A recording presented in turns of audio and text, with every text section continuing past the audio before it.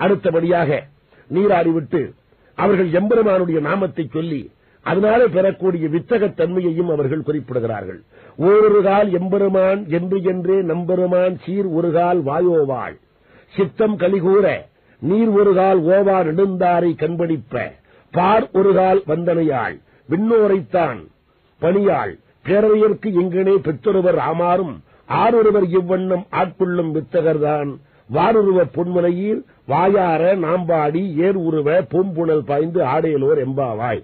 நமக்கு என்னதான் உடம்பிலே இருக்கிற அணிகலன்கள் அங்குமிங்கு ஆடினாலும் நம்முடைய சிந்தனை மட்டும் இறைவனிடத்திலே பொருத்தப்பட்டு விட்டால் எந்த விதமான ஆட்டமும் இல்லாமல் ஒருமைப்பட்ட உள்ளத்தோடு அவனையே நினைத்திருந்தால் அவர்களே இந்த உலகத்தில் வித்தகர்கள் ஆகிறார்கள். அப்பேற்பட்ட வித்தகத்தன்மையை இறைவனை வணங்கி பெறுவோம் என்று கூறி இனி நாடு செழிக்க மழை பொழிய வேண்டும் என்று சொல்லுகின்ற போது உமையம்மை மேகம் போன்ற தோற்றத்தோடும் சிவபெருமானுடைய கருணையை உமையம்மை எப்படி பொழிவாளோ அதுபோலே மழை பொழிய வேண்டும் என்றும் கேட்கிறார்கள்.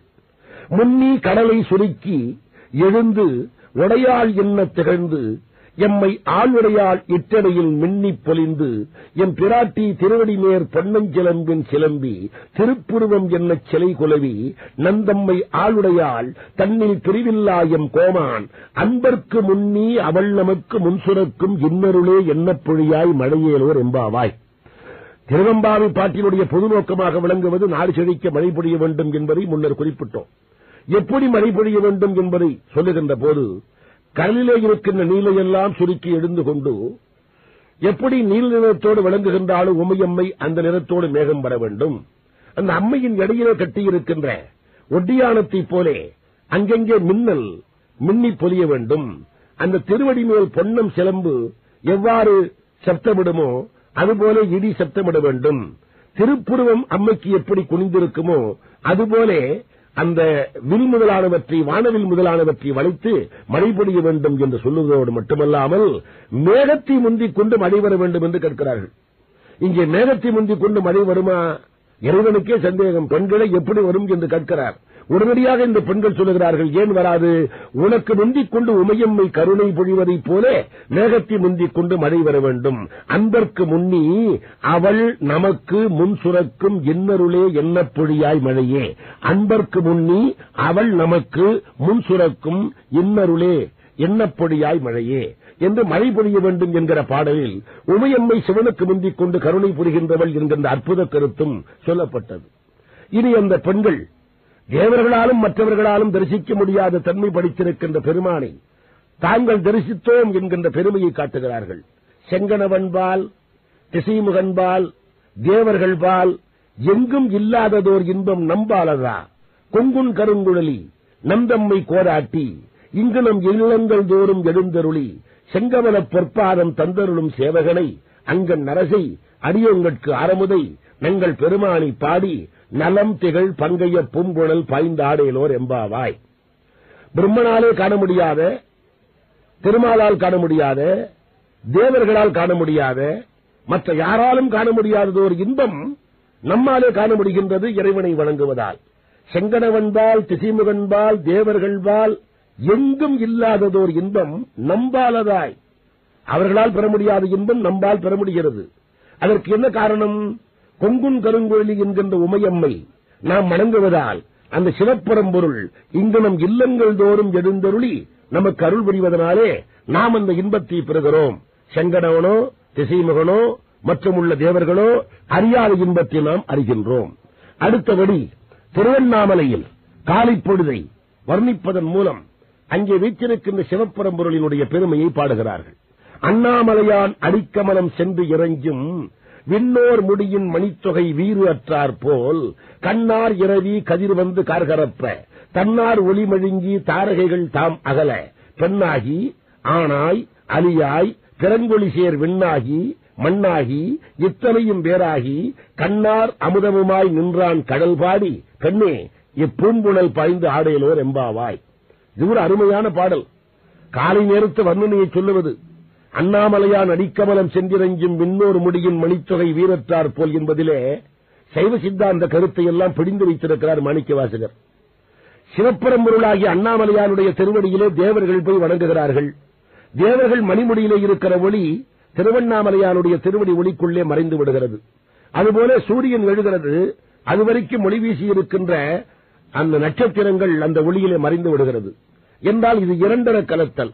இதுதான் சைவ சித்தாந்தத்திலே உயிர்கள் இறைவனோடு கலக்கின்ற தன்மையை காட்டுவது. அதற்கு பல உதாரணங்கள் உண்டு. திலதைலம், பானி உப்பு என்றெல்லாம் சொல்வது. இப்போது என்னுடைய கையிலே உப்பை தனியாக வைத்துக் கொண்டிருக்கிறேன், இன்னொரு குவளையிலே கடல் தண்ணீர் தனியாக வைத்துக் கொண்டிருக்கிறேன். கடல் தண்ணீர் வேறு, உப்பு வேறு. ஆனால் கடல் தண்ணீருக்குள்ளே உப்பு இருக்கிறது அல்லவா? அதுபோல இறைவன் வேறு, நாம் வேறு ஒரு குறிப்பிட்ட நிலை வரைக்கும். பிறகு கடல் தண்ணீருக்குள்ளே உப்பு கலப்பது போல் இறைவனோடு கலந்து விடுகிறோம் என்கிற சைவ சித்தாந்தத்தினுடைய பேருண்மையை காட்டுவது. அடுத்து இந்த பெண்கள் தங்கள் கோரிக்கையை வைக்கிறார்கள். திருமணமாவதற்குத்தானே, அதானே சுயநோக்கு என்று முன்னர் குறிப்பிட்டோம். எல்லா பெண்களுக்கும் திருமண வைபவத்திலே பெண்ணினுடைய கையை பற்றி பெண்ணினுடைய தந்தை மாப்பிள்ளையினிடத்தில் ஒப்படைப்பார்கள். கையில் பிள்ளை உனக்கே அடைக்கலம் என்று அங்கு அப்பழம் சொல் புதுக்கும் எம் அச்சத்தால் எங்கள் கையை பிடித்து தந்தைமார் மணமகன் கையிலே வைத்து இந்த பிள்ளை இன்று முதல் உனக்கு அடைக்கலம் என்று சொல்லுகின்ற திருமண நிகழ்ச்சி நடக்கப் போகிறது என்று நாங்கள் அச்சப்படுகிறோம். அந்த சொல்லி கவனிக்க வேண்டும். திருமணம் என்று அச்சப்படுவதாக இருந்தால் நோன்பு நோற்பானே? நோன்பு நோற்பதே திருமணத்திற்காகத்தானே. பிறகு ஏன் அச்சத்தால் என்கிறார்கள்?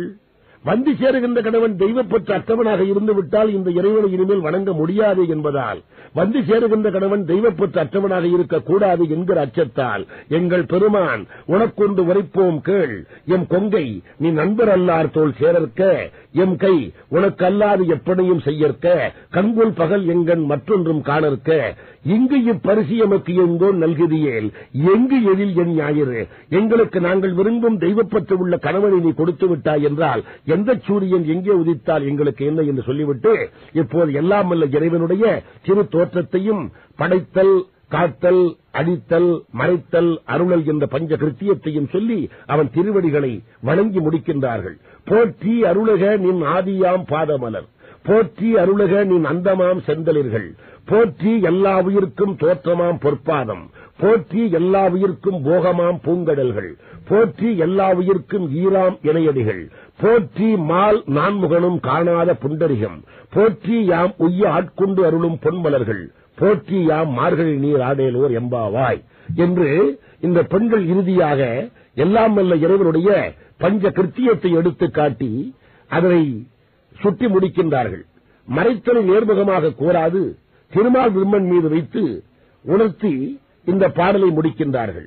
அவன் ஆதியாம் பாதமலர் உடையவன், அந்தமாம் செந்தலில் போன்றிருக்கின்ற திருவடிகளை உடையவன், அவன் பொற்பாதம் என்பது எல்லாவற்றுக்கும் தோற்றக்கலனாக விளங்குகிறது, அவன் பூங்கடல்களே நமக்கு போகப் பொருள், அவனுடைய இடையடிகளே நமக்கு வாழ்க்கையின் இறுதியாக இருப்பது என்று போற்றி அருளக நின் ஆதியாம் பாதமலர், போற்றி அருளக நின் அந்தமாம் செந்தலிர்கள், போற்றி எல்லா உயிர்க்கும் தோற்றமாம் பொற்பாதம், போற்றி எல்லா உயிர்க்கும் போகமாம் பூங்கடல்கள், போற்றி எல்லா உயிர்க்கும் ஈராம் இணையடிகள், போற்றி மால் நான்முகனும் காணாத புண்டரிகம், போற்றி யாம் உய்ய ஆட்கொண்டு அருளும் பொன்மலர்கள், போற்றி யாம் மார்கழி நீராடேரோர் எம்பாவாய். ஆகவே மாணிக்கவாசகருடைய திருவெம்பாவை என்பது சைவ சித்தாந்தத்தினுடைய சாரத்தை தனக்குள்ளே அடக்கிக் கொண்டிருப்பது. திருவடிக்கு முதன்மை கூறுவது முதல் ஈறு கூறுவது வரைக்கும் சிவஞான போதம் முதலான நூல்களினுடைய தத்துவ பொருள்கள் எல்லாவற்றையும் தன் மீது ஏற்றிக் கொண்டு நிற்பது. ஆகவே மாணிக்கவாசகருடைய திருவெம்பாவையை செம்மையாக பொருள் ஒன்றி கற்கக்கூடியவர்கள் சைவ சித்தாந்தத்தினுடைய பெருமையையும் மிக நன்றாக கற்றுக்கொள்ளலாம். அவனே நமக்கு இந்த உலகத்திலே அவனை மறைக்கக்கூடிய சக்தியாக இருக்கிறான், அவனே தன்னை வெளிப்படுத்தி தன்னை வணங்கக்கூடிய சக்தியாகவும் விளங்குகிறான் என்கின்ற கருத்துக்களை எல்லாம் மிகச் சட்டமாக நமக்கு எடுத்துக் காட்டுவது மாணிக்கவாசகருடைய திருவெம்பாவை. மார்கழி மாதம் மட்டுமல்லாமல் எல்லா நாட்களிலும் மோதி பயன்பெற வேண்டும். மாணிக்கவாசகருடைய பெரும் கருணையும் சிவப்பரம்பொருளின் பெரும் கருணையும் அனைவருக்கும் வந்து சார வேண்டும் என்று பிரார்த்திக்கிறேன்.